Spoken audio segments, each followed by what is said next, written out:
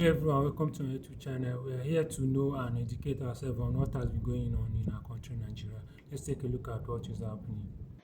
There is no question in my view, and I come from an area where you have, like you rightly said, sir, there is hardly any part of Nigeria where you don't have solid minerals, even in the south-south.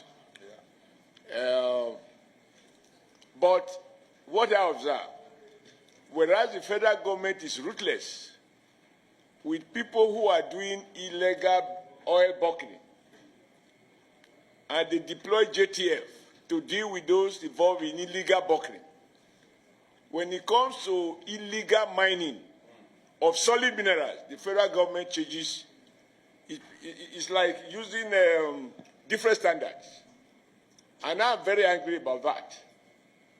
Because if we have to fight, deploy army, even to kill for anyone who is involved in illegal buckling of oil, and you deploy JTF, a combination of army, police, air force, everybody, why are we allowing illegal mining in many parts of the country that is going on?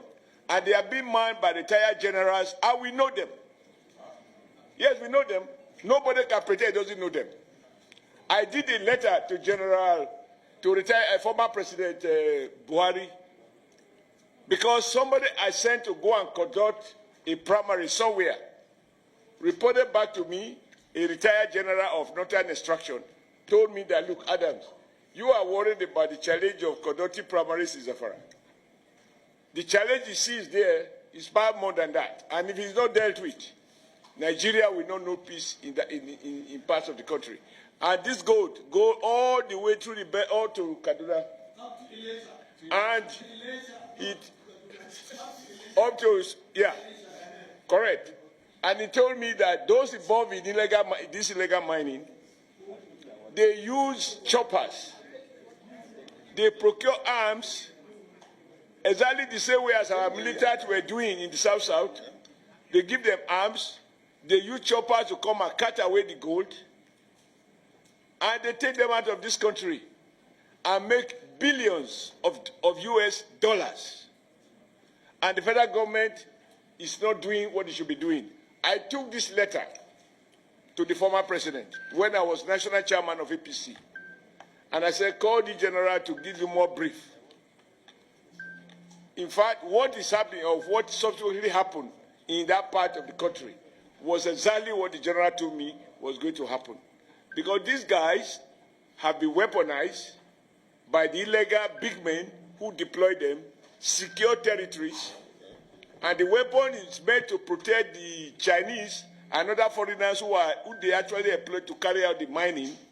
The government we have today has been said and continue is the worst ever in our dear country, Nigeria. Today there's no governance in Nigeria. The legislative arm is at its worst. The judiciary is no longer hope of the weak or the poor. We all know insecurity, killings and abductions is worse than even countries at war. Just in the past 1 week, 34 in Kebbi, Wednesday, Thursday, 50 in Zamfara on Friday, and today, even while we're speaking, today, over 20 already in Adamawa. Let me make it clear today that I'm also of the opinion that there should have been diversity in the police force. It cannot be that it's only Yorubas that are the best police officers, that you have to replace an outgoing Yoruba with, any coming Yoruba. Especially, even Tunji himself, Disu, is retiring in April. So I want to take it that his position is temporary, and they will appoint a substantive IG properly appointed when his tenure. The removal of the DSS director in Kano, who had become an openly declared politician, being used by the unpopular Governor of Kano State, Alhaji Kabir Abba Yusuf.